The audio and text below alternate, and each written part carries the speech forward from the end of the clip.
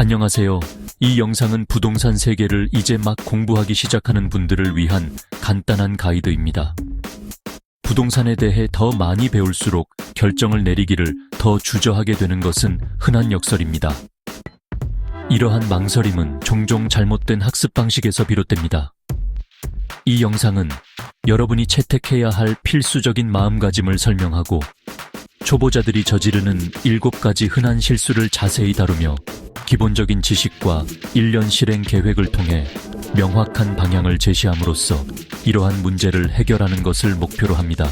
제 목표는 여러분이 자신감을 가지고 첫걸음을 내딛고 경험 부족으로 인해 발생할 수 있는 값비싼 실수를 줄이도록 돕는 것입니다.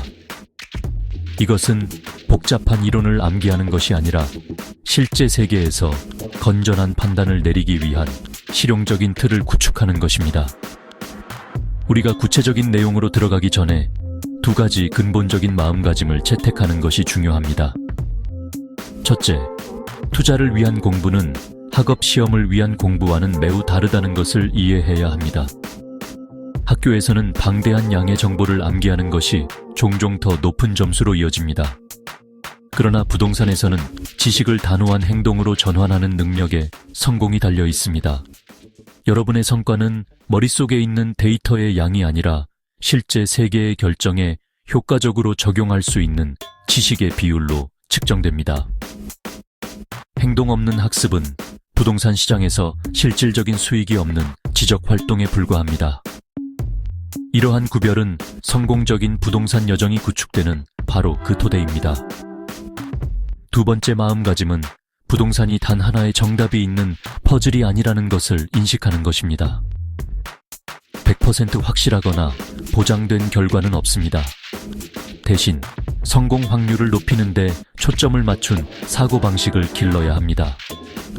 이는 내재된 불확실성을 완전히 인정하면서 사용 가능한 정보로 최선의 결정을 내리는 것입니다. 모든 잠재적인 움직임 전에 자신에게 중요한 질문을 던지세요. 5년 후에 이 결정을 후회할 확률은 얼마일까? 초보 투자자들이 가장 흔히 저지르고 유혹에 빠지기 쉬운 실수 중 하나는 바로 호재를 쫓아 매물을 찾는 것입니다. 한국에서는 호재라고 불리는 긍정적인 개발 소식들을 말하는데요. 예를 들어 새로운 지하철 노선 계획, 대형 쇼핑몰 건설, 대규모 재개발 프로젝트 같은 것들이죠. 겉으로 보기에는 이런 개발 소식들이 미래 가치 상승의 황금 티켓처럼 보일 수 있습니다. 하지만 문제는 그 소식 자체가 아니라 그 맥락을 비판적으로 평가하지 못하는 데 있습니다. 개발의 규모는 정말 중요합니다. 작은 동네 공원 같은 사소한 프로젝트는 지역 주민의 삶의 질을 높일 수는 있겠지만 전체 지역의 부동산 가치에 큰 영향을 미치기는 어렵습니다. 반대로 대규모 일자리 창출을 위한 새로운 거점 개발은 판도를 바꿀 수도 있죠. 게다가 발표된 많은 프로젝트들은 그저 발표에 그치는 경우가 많습니다. 기억해야 할 한 줄 원칙: 좋은 소식은 뉴스가 아니다. 가격은 이미 알고 있다. 초보 투자자들이 흔히 빠지는 또 다른 치명적인 실수는 최근 시장 동향에만 집중하는 것입니다. 보통은 지난 2-3년 정도만 돌아보죠. 계속 오르기만 하는 시장만 보게 되면 가격이 영원히 오를 것이라는 착각에 빠지기 쉽습니다. 이러한 최근 편향은 위험한 무적의식을 심어주고 사이클의 정점에서 부동산을 비싸게 사게 만들 수 있습니다. 반대로 하락하는 시장만 경험했다면 부동산 투자는 손해보는 게임이라고 결론 내리고 진정한 기회가 찾아와도 너무 겁이 나서 움직이지 못할 수 있습니다. 부동산 시장은 직선으로 움직이는 것이 아니라 길고 완만한 주기로 움직입니다. 완전한 시장 주기는 보통 8년에서 12년 정도 지속됩니다. 작은 조각만 보는 것은 마치 영화의 5분짜리 장면 하나만 보고 전체 줄거리를 이해하려는 것과 같습니다. 데이터를 볼 때 항상 우리는 8-12년 주기 중 어디에 있는가를 자문하세요. 체크포인트: 어떤 데이터를 볼 때든 우리는 8년에서 12년 주기 중 어디에 있는가 라고 질문하세요. 국토교통부에서 제공하는 실거래가 데이터는 시장 분석에 있어 정말 귀한 자료입니다. 하지만 초보 투자자들은 간혹 이 데이터 하나하나를 절대적이고 완벽한 시장 가치로 오해하는 경우가 많습니다. 특정 아파트 단지에서 유난히 높은 거래가 하나를 보고 그 단지 전체가 그 가격대에 도달했다고 섣불리 판단하기도 합니다. 이는 매우 위험한 생각입니다. 단 한 건의 거래는 예외일 수 있고 시장의 흐름을 대변하지 않습니다. 가족 간법인 간거래, 분양권 입주권 등은 가격 해석의 왜곡을 만들 수 있습니다. 옵션과 프리미엄, 복잡한 지불 구조가 기록 가격을 바꿉니다. 통계학자처럼 생각하세요. 개별 거래에 집착하지 말고 패턴을 찾으세요. 일정 기간 여러 거래를 종합하고 현재 호가와 교차 확인하세요. 기억해야 할 한 줄 원칙.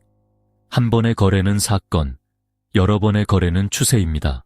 많은 초보 투자자들이 부동산을 마치 기말고사 벼락치기 공부하듯이 접근합니다. 지하철역 이름, 수백 개 아파트 단지의 평면도, 지역개발 계획의 세부 사항들을 외우느라 수많은 시간을 보냅니다. 이건 단순한 정보 수집일 뿐 분석 능력을 기르는 게 아니거든요. 부동산 공부의 진짜 목표는 두 가지뿐입니다. 가치를 평가하는 눈을 기르는 것, 위험을 피하는 감각을 기르는 것. 가장 중요한 질문은 이 부동산이 이 가격에 좋은 투자일까입니다. 일자리, 교통, 수요 공급 같은 큰 흐름을 개별 자산과 연결해 잠재력을 예측하세요. 끝없는 학습에 덫은 정교한 미루기가 되어 분석 마비를 부릅니다. 이 지식이 가치평가나 위험식별에 직접 도움이 되는가? 아니오면 제쳐두세요. 잠재적인 부동산을 볼 때 초보 투자자들이 사소한 세부 사항에 얽매이는 것은 당연합니다. 전망, 주차 공간, 근처 놀이터의 소음 같은 즉각적 요소들에 집착하면 훌륭한 기회를 놓칠 수 있습니다. 거주의 언어와 투자의 언어를 구별해야 합니다. 거주의 언어는 세부 사항으로 말합니다. 투자의 언어는 입지, 수요, 공급 같은 기본 원칙으로 말합니다. 입지가 좋지 않은 예쁜 인테리어는 좋은 투자가 아닐 수 있습니다. 두 단계 평가 시스템을 만드세요.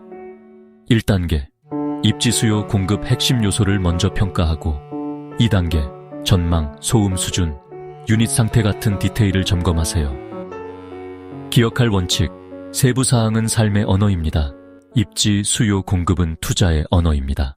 오늘날 디지털 시대에는 수많은 의견들이 쏟아져 나옵니다. 유튜브 전문가들, 온라인 커뮤니티 고수들, 인기 블로거들. 그들의 결론을 그대로 받아들이는 것은 지름길처럼 보이지만 다른 사람의 최종 판단을 맹목적으로 따르는 것은 매우 위험합니다. 상황이 변하면 여러분은 무방비 상태가 됩니다. 위험은 전제와 가정을 이해하지 못한 채 결론만 빌리는 데 있습니다. 전문가의 10년 시계 고위험 허용 금리 안정 가정은 여러분의 3년 시계 저위험 성향 현금 흐름 선호와 다를 수 있습니다. 새로운 규제, 경제 전망, 지역 공급 변화는 이전 조언을 무효화할 수 있습니다. 전문가 의견은 출발점이자 참고 자료입니다.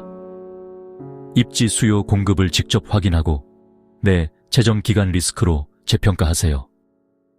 조언.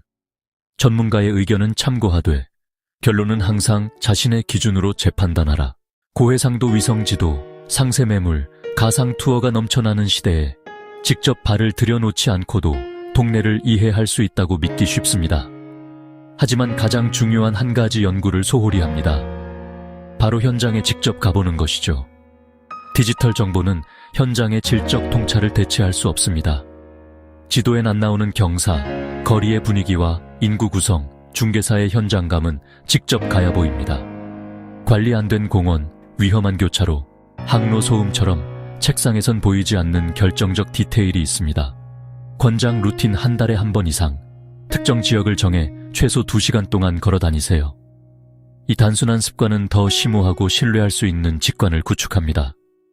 추상 정보를 현실 맥락으로 바꾸어 진정으로 정보에 입각한 결정을 돕습니다.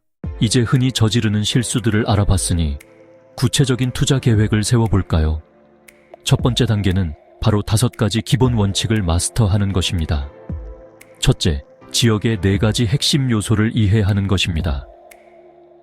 일자리, 교통, 학군, 환경, 인프라, 일편의 시설. 이 요소들이 장기적인 가치 상승의 주요 동력입니다. 둘째, 공급과 수요의 흐름을 읽는 법을 배우세요.